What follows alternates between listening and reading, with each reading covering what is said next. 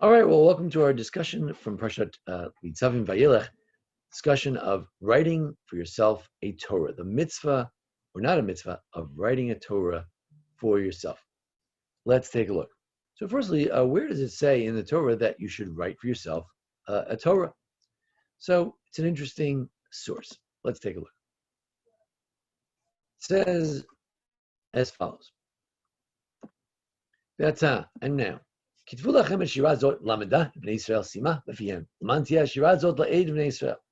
now therefore write this song for yourselves and teach it to the children of Israel. Put it in their mouths.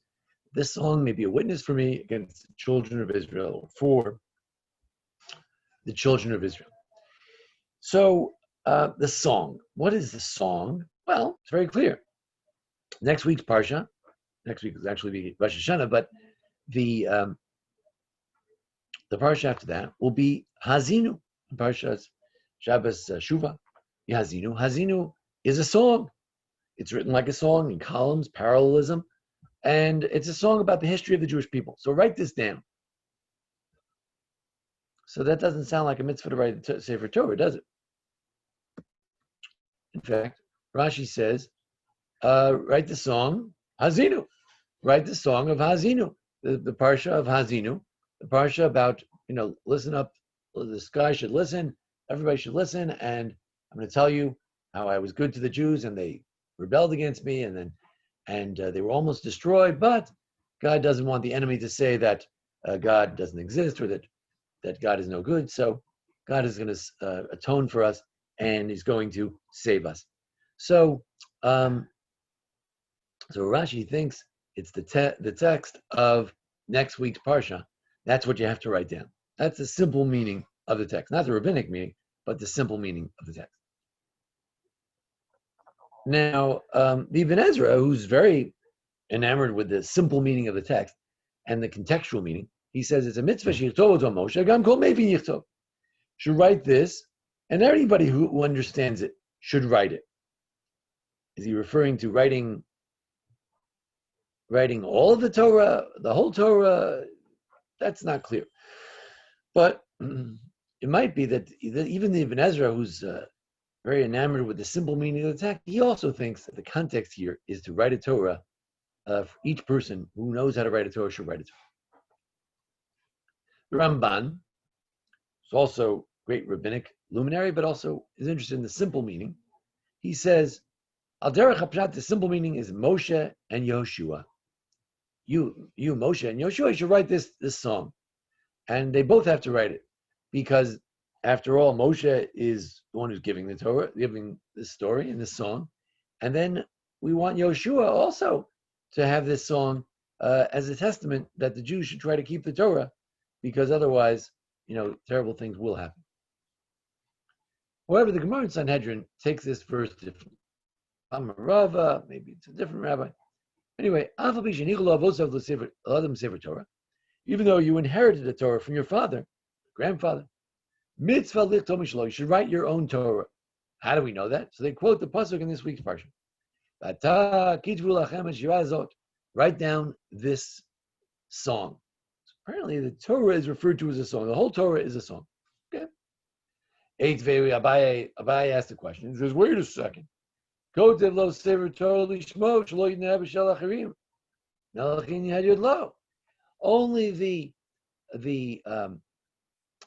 king, he has to write a Torah, not other people. Regular people don't have to write a Torah. So the Talmud says no, he has to write 2 Torahs.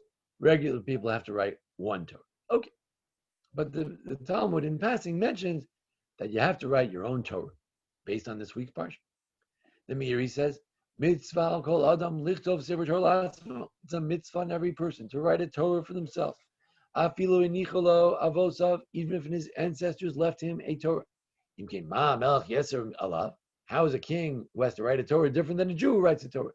See, the king, it's very explicit. The king has to write a Torah.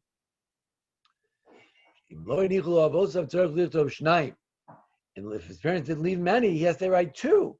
And we only have to write 1. Sefer Torah says, don't think that the king only writes the Devarim, Deuteronomy, Kol Torah, the regular Torah.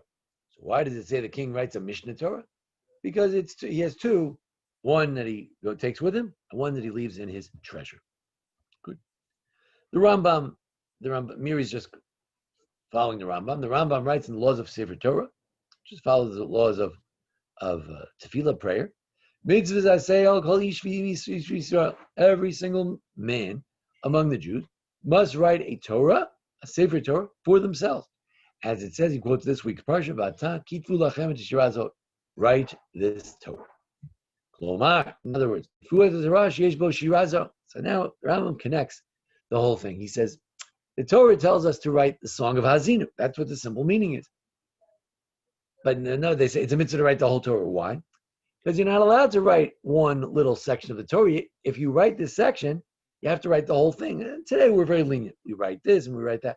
But in those days, they only wrote one thing. Either a whole Chumash, like Bamidbar, Bereshis, Devarim, Deuteronomy. But they did not write just one page. But he says, no, if you have to write the one page, the song, you have to write the whole Torah, so there'll be a kosher version of the song inside that Torah. So it's a very roundabout way of saying that you should write a Torah. Because you can't write a Torah with little sections. You have a little book with you, it's Hazinu, and you say, this is my Torah. You're not allowed to do that. Even though you already inherited the Torah. A beautiful Torah, his father wrote it 20 years ago. What's wrong? You can use that one. Mitzvah lichtol shelo. You should write your own Torah. That's a big problem. It costs about $40,000 to write a Torah. I don't know how to write my own Torah. It costs $40,000. I can make myself poor, and some people couldn't afford it at all. I'm going to take it from my retirement fund. How am I going to get $40,000 to write a Torah? So we have a big problem here. To write it yourself, it's as if you got it from Mount Sinai. It's a beautiful thing. If you can't write it, you can hire somebody to write it for you. Then we get one leniency here, which is very relevant today, because we have a lot of Torahs like that in our shul.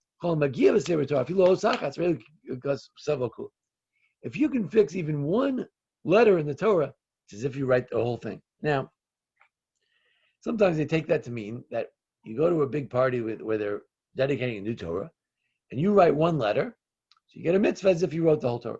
Or maybe it means like this. Get a Torah from your father, but the Torah is missing one letter. Oh, Torah is missing one letter, it's not kosher. So you know what you'll do? You'll fix that one letter. It's as if you fix the whole Torah. Let's take a look. We'll see the Shulchan Aruch later, the Code of Jerusalem. The Rosh writes in the laws of Sefer Torah. He starts off the beginning of the laws of Sefer Torah. The Rosh has these little laws of different things, including the laws of Torah, in the end of Menachos. If you look in the tractate in the Talmud, after Menachos, one of the sections that deals with tefillin and mezuzah, although generally it's talking about sacrifices and the meal offerings, but it has a whole section talking about mezuzah and tefillin. So the Rosh codifies the laws of Sefer Torah in that section. So he writes as follows. When do we have a mitzvah to write a whole Torah? That's the original generation of Kosim Sefer Torah long ago. They would write a Torah and they would read and learn from that Torah. I have a cousin, Josh Daniels. He has his own Torah, takes it out of the safe, and he learns it, goes over the parsha. But that's very unusual. Today, generally, if you want to learn Chumash, you don't take it out of the Aron Kodesh. It's not nice. We consider only take it out on Shabbos, Monday, Thursday. We don't take it out in general. So today we leave it in the shul to read it publicly. So therefore, how are you going to have a Torah? How are you going to learn Torah in general? You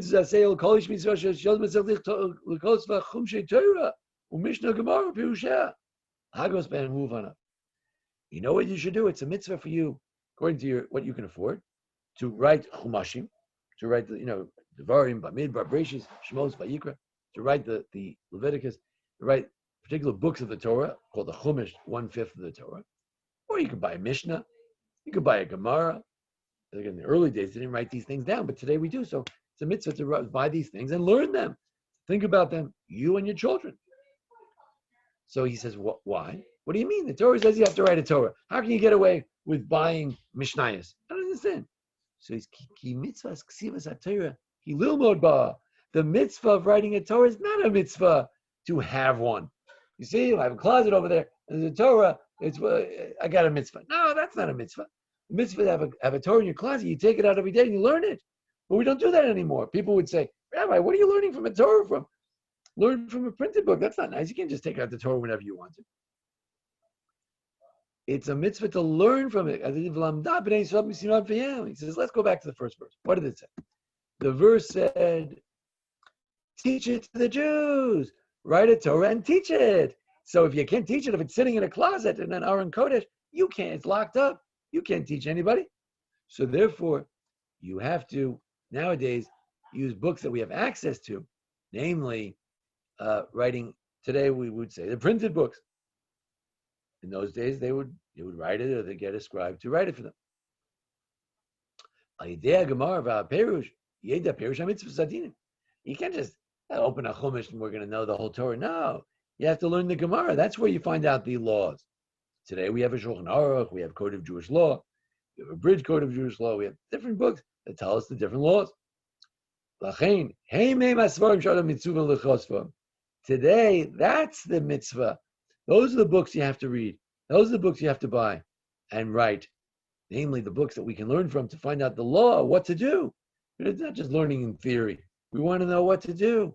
So we need Shulchan Aruch, we need the Gemaras to find out. We got Machram, and therefore it has the same status as a Torah.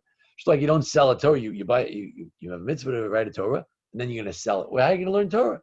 So too today, if you have all your books, thank God, you got to keep them. You don't sell them unless you need some to learn Torah. In other words, the whole idea of writing a Torah is to learn Torah. But I can't afford to go to yeshiva because I can't afford tuition. So I sell my book so I can go to the yeshiva. That accomplishes the same thing. Or Lisa Isha. There's a leniency also if you need to marry a woman, perhaps to redeem the captives. These are things that you have to do that. So that would be an excuse. You have to analyze why that particular excuse works here. You have a similar excuse for why don't Jews live in Israel? Well, I have to make a living, or I need to marry a woman who lives elsewhere. Generally, we don't go out of Israel unless you have to learn Torah, or to marry a woman, or to make a living. Same thing over here. It's a big mitzvah to keep your Torah, but keep your books. If you need to marry a woman, you can sell the books to have a few dollars. Okay. Why do we do this mitzvah? So the Rosh said that the mitzvah is to have it so you can learn from it. What about the famous Sefer HaChinuch? He always gives us the root of every mitzvah. So he says, Mishor Sheh mitzvah, the root of the mitzvah. We know everybody does things according to how much preparation they do. Therefore, God commended us. You have to have a Torah that you can have ready to learn from any time. You shouldn't have to go running to your neighbor to find out what it says in the Torah. You know how to fear God and how to follow God. You'll know how to know the mitzvahs, to understand the mitzvahs, the beautiful, precious, treasured mitzvahs were more treasured than gold.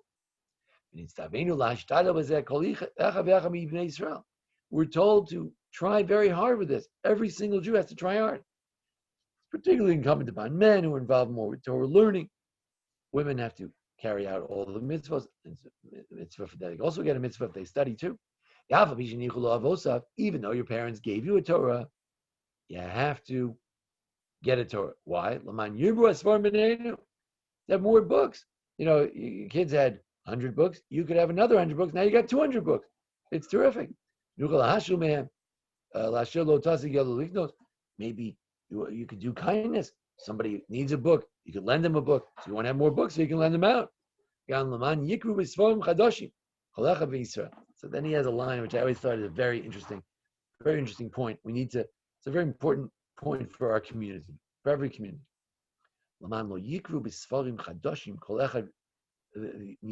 Every Jew needs to read a nice, fresh, beautiful book. And maybe Jews will be disgusted when they read an old book. They say, if Judaism is about this old book, right, these old tethered books, then you know what? Tattered books. Then what kind of Judaism, what kind of religion is this? This disgusting book I like a beautiful, fresh book. Oh, this must be very important because it's in such a beautiful cover, beautiful pages, beautiful script, beautiful font. They read the old books from the parents left them from 1,000 years ago. Some people enjoy that, an old book. Somebody might say, oh, that's what they had in the olden days. Judaism is old-fashioned, but today we need the new and improved, the better. So he says, we don't want anyone to get that impression. Let them see that Judaism could be updated. Judaism could be fresh and new. The Torah could be fresh and new. No one should think that Judaism somehow is old and stale. It's not an ancient religion. It's a modern religion. We say in the Shema, we commanded to do it every day, and we do it each day. The Sefer Abatim is a commentary my son's really introduced me to, and it's a book I was very familiar with, but I didn't realize that he had a Sefer on mitzvos. He has a book about the mitzvos. And there, he describes the mitzvos, and very often he gives reasons as well, often based on the Rambam. So he says, the Shira, kolelas kol mitzvos, kolelas zos hashira. Like the Rambam said, this song that we're supposed to write includes all the mitzvos, which the whole Torah, which includes this song. And you have to write the song. So how do you write the song? By writing all the mitzvahs, by writing a whole Torah. Kavanetz mitzvahs muveres. The meaning of this mitzvah, the intent of this mitzvah is very clear. You need it for the completion of the human being. He says you got to have your kelim. You got to have your tools. If you're a doctor and you're going on a house call, what do you need? You need a bag with your stethoscope, right? Maybe some medicine, whatever you need in a bag. Over the years, it changes what people need. Maybe something you have injections with, right? If you're a rabbi, you need your madrich, you need certain brachos, you need to you go to a wedding, you have to know what blessings should be said. If you're a moil, you need your tools, right? Everyone, if you're an electrician, you got to have your toolbox, whatever it is. So as students of Torah, we have to have our toolbox.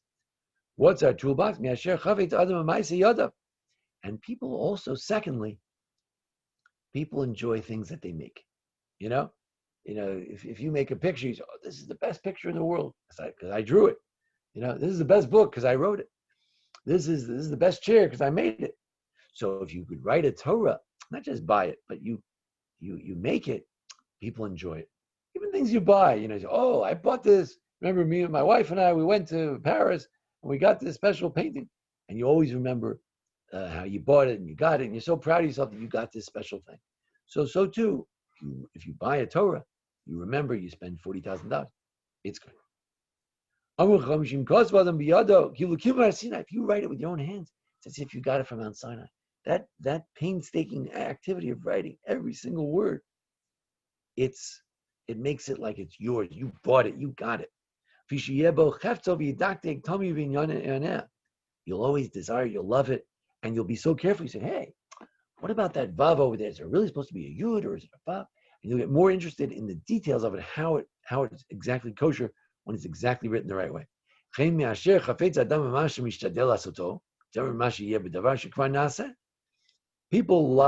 People desire things that they work hard on more than something that is already done and it's prefab. So therefore, Rabbi said it's a mitzvah on every person to write a Sefer Torah. That's what the Sefer Abatim says. Rabbi David ben Shmuel Kochavi, who lived in Provence. But let's go to the Shulchan Aruch. Well, we're not just floating around here. We need to know the bottom line. Do we have to spend $40,000 to write a Sefer Torah, or is there any other solution? Can we follow the rush, or you could just buy books? So the Shulchan Aruch says as follows in Yordea 270. That's Reish Ayin. It's a mitzvah on every Jew to write a Torah. Even if your parents gave you a Torah as an inheritance, mitzvah lichtol mishlo. You got to write your own. You got to be involved. It has to be beautiful and new and fresh. If you hired a sofer, a scribe to write a Torah, or you bought it, or it had mistakes and you fixed it, it's as if you wrote it. So he doesn't say you can write one letter and be done. If you fix the Torah that someone gave you, then that's considered as if you wrote it, because every letter counts. Then he says, Ha'idna. Then he quotes the Rush. Shulchan Aruch quotes the Rush. Ha'idna mitzvah lichtol chumshei Torah mishnah b'Yerushalayim lo yimkrim lo yilmod Torah lisaish. It's a little bit ambiguous. He says nowadays it's a mitzvah to write a chumash, by Genesis, whatever, Mishnah, by the Mishnayos, the Gemara, and their commentators. And also with just like you can't sell a Torah, you shouldn't sell these books unless you need to learn Torah, tuition, or Lisa Isha, you have to get married. It's a big mitzvah to get married, so you may have to sell some books to afford to get married. Now, it's not clear. What is he saying? Is he saying that in addition to the mitzvah to buy a Torah, you have to buy books to read from too? Or is he saying, no, the olden days it was mitzvah to write a Torah, and nowadays it's mitzvah to buy books that you can actually read and learn from and find out the law? So that is not clear. So we go to the commentaries on Shulchan Aruch. Are we off the hook? Can we just buy some books and not buy a Torah? So the Taz, Rabbi, his first name was David, lived in the 1600s, and he wrote one of the two main commentaries on the Shulchan Aruch. We'll see the other one, the Shach, in a moment. So he writes as follows: that the Torah, in the name of his father, the Rush, said the same thing. The Shulchan Aruch was predated by the Torah, and the Torah's father was the Rush. So this opinion that you could get away with books goes back to sort of the grandfather of Shulchan Aruch. The Shulchan Aruch is modeled after the Torah, and the Torah is the son of the Rush, and the Rush said you could just buy books. So Upiresh Beis Yosef, the rabbi who wrote the Shulchan Aruch, explains in his commentary called the Beis Yosef, his commentary on the Torah, that the lo ba liftor sana michsiva sefer Torah. The Rush is not coming to tell us you don't need to write a Torah. No, we should write a Torah. You should buy a Torah, write a Torah, and you should learn from it. He's telling you that you also need to buy Sphard-Beth, these books. However, with Drisha Cholakalav, the Drisha, one of the commentaries on the Torah, disagrees with the Beis Yosef, with the Shulchan Aruch, and he says, no, Ein lanu limbo mi sefer Torah. So we don't learn from a sefer Torah. You don't take out a Torah just to learn from it. You don't treat a Torah that way. Remember, I was a bar mitzvah. I was a little kid, and I was reading the Torah in Rabbi Dolgen al Shalom shul. Rabbi Dolgen was a rabbi from California. He moved to Israel, and he had a little shul. So he wanted to hear me on Thursday night. He wanted to hear me read the Torah. So I was going to read from my bar mitzvah. I was going to read on Shabbos. So I figured he'll take out the Torah. I'll read from it. I get to the shul, and he says, "Where's your tikkun? Where's your book to read from?" So I want to tell the rabbi that he should take out the Torah. So I said, "I don't know. I didn't know what to say." All right, read from the Chumash. So we read from the Chumash. Luckily, he played a trick, and I was able to figure out if I knew how to read. But the point is, why didn't he take out Torah from the ark? I don't know. Maybe he didn't have the key. But I think the real reason was he felt like you don't just take out a Torah. What do you take out a Torah to see if the bar mitzvah kid can read? We don't just take out Torah. You take out a Torah when you're reading publicly. And many Baalei Kriya do take out a Torah to read from. But it's an interesting question. Can you just take out a Torah? Question was raised also. Let's say women want to get together and just read from the Torah. So Rabbi Soloveitchik raised the question: can you just take out a Torah and read from it? If it's not an official reading, can you do that? So it's an interesting question. So he says we can't just take out a Torah. Now again, the early rabbis might say, of course you can take out a Torah. That's why you have a Torah, so you can take it out and read from it. But he says, no, you shouldn't just treat the Torah lightly and read from it. In the early days, they had to in those days. It was also dapping. In those days, they had a prohibition. You're not allowed to write just one page of Torah. You had to write the whole thing in the real Torah, the real way. And they were very smart. They knew how to make drushos, interpretations of the exact crowns on the letters. But now, we don't have that mitzvah to write a Torah, only to buy books. So the Drisha, one of the commentators on the Torah, who's the progenitor of the Shulchan Aruch, thinks that today we only have a mitzvah to buy books and not a mitzvah to write a Torah.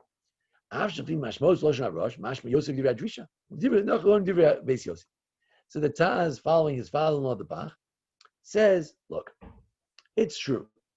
When we read the Rush, it sure sounded like he was saying that in the olden days you read a Torah, today we just buy books. However, and therefore the Drisha seems to be correct.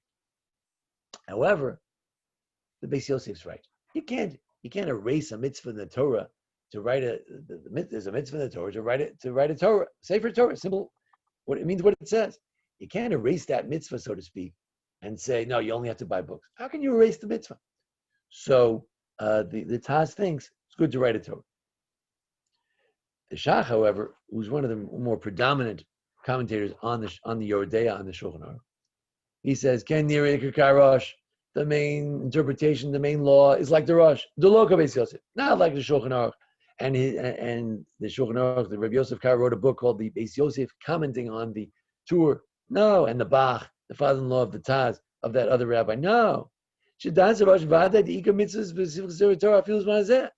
say that there's even a mitzvah to write a Torah today. No. They say you also should write it. You should buy books. No. He says, no, that's not the interpretation, what the way the Beis Yosef says, the Bach says it, the Taz says, no. Now, it's true.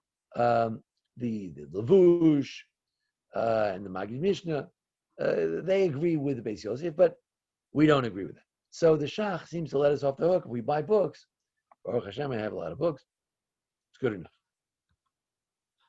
The Vilna Gaon explains the reasoning of the Rosh. The whole idea of writing a Torah is to learn from it. As it says, write a Torah and teach it. If you can't teach it because it's sitting in a locked building in the synagogue, it's closed for the holidays, you can't learn from it. In those days, the only thing written was a Torah. So you had to write it. You had to buy it. You had to write a Torah. But today, we write everything. So since we write everything, you got to buy that. That's what you have to buy. Buy the oral Torah, buy the commentaries on the Torah, buy a Chumash, buy the printed books. That's how we get the mitzvah today. The Vilna Gaon supports the Shach and takes the position that the main thing is to buy real books. If we just take a peek at going back for a second at the tour, he says, the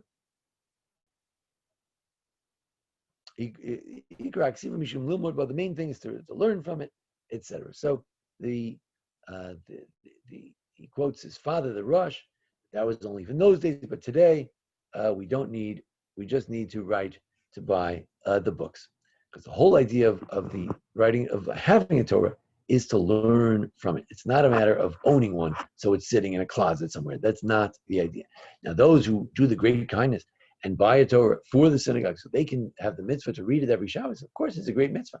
Not only do they fulfill the mitzvah, but also they're enabling the entire congregation to get the mitzvah every Shabbos is wonderful. So that's certainly a great mitzvah. And certainly there's no question that on their mitzvah, when I buy books, so you could question that according to the Taz, I didn't get the mitzvah of writing a Torah. If you buy a Torah and you give it to the shul, then for sure you get a mitzvah. Should you have it in your house?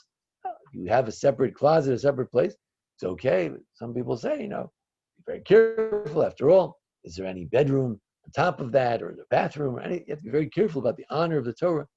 So there's a big question about that as well. As we said, the Beis Yosef, the Shulchan Aruch, when he wrote his primer, when he wrote his commentary on the Tur, he doesn't like what the Rosh said, taking away a mitzvah. But he does mention the following: because of Rabbeinu Yerucham, Al Divrei HaRosh, a rabbi from Provence known as Rabbeinu Yerucham, who probably lived around the same time as the Rosh, but he lived in a different country. He says, you know what? King Kasvagon. He claims that the earlier rabbis, the rabbis before Rashi, before the Rambam, also said that it's a mitzvah to buy the books, not just to have a Torah. So based on that, we see the Rosh is not just making up his own kind of thing, but apparently some of the early rabbis said that as well. If we take a break for a second, we'll take a look at we had the Gemara in 21b. We can look in the Sefer Otzar Agonim, and we'll just take a break for 1 second. Let's see if he quotes any other Gaonim, any other early rabbis who said the same thing. In any event, so that's an interesting idea. There may be an additional source for this idea of the Rosh. Not that the Rosh in the 13th century makes up this idea, but that actually it goes back to the Gaonim, it goes back to the earlier rabbis, and there's a basis for that. So it seems that the bottom line is we can get away with several different ideas. One is to buy a Torah that's rather old and not have all the proper letters, and to fix it. We get a mitzvah that way. Second idea is to buy books, and through those books, that's the main idea, is to learn to study from the book. And the best way to do that is to have printed books, and all the books that we have today that are printed so beautifully. Buy them, you learn them, you lend them out to others, you share them, you teach them to your children, you have around the house so the children see it. And I know when my children were little, I would say, Asher, get me the Rambam. So where's the Rambam? That's the big books on the bottom over there. He would see, that's the Rambam. This is the Mishnayos. And after a while, he knew where all the books were. And then maybe you could pick it up himself to learn by himself as well. So it's beautiful to have your own books and Sfarim. I'm thank God I'm able to have that. For those who are able to buy a Torah, it's a beautiful thing. You can even have a Torah that you learn from. It's nice. It's the original way of doing it, but some suggest that it's not proper. How can you have a Torah in your house? Can you really give it the proper honor? Is it proper to just take it out whenever you feel like it? Study today, we tend to treat a Torah more honorifically, more special, that it doesn't just come out whenever you feel like studying. But if you want to do it the old-fashioned way, I have a cousin, big Talmid Chacham, then he has his own Torah, keeps it locked up in a special place. A little Torah, he takes it out, goes over the Parsha, is able to enjoy it. So there are different ways of doing this mitzvah, but the main thing is to study. It's interesting, is there a second view that it's not about learning? Is there a second view? Is Taz saying that, no, you have to have it, you have to have one, and it's just a mitzvah it's a process of writing it, buying it, you feel close to it, attachment to it. Maybe this is a second theory about what this mitzvah is all about. However, this predominant view, the Shach and the Gra and the Rosh and the Tur, they're saying, no, the whole idea is to learn. And if you're going to buy it, put it in the synagogue and lock it up, and when you read it once every 2 years, sometimes the shul has so many Torahs they never get around to reading it, then that's not the mitzvah at all. But it's a very interesting question, and it's a very interesting mitzvah, and a very important one. And the main thing is to study. So thanks for joining us today, and we hope you enjoyed our presentation. It's confusing when this class is. We're going to go back to 11:30 this Thursday. Go back to 11:30 again. Thank you very much.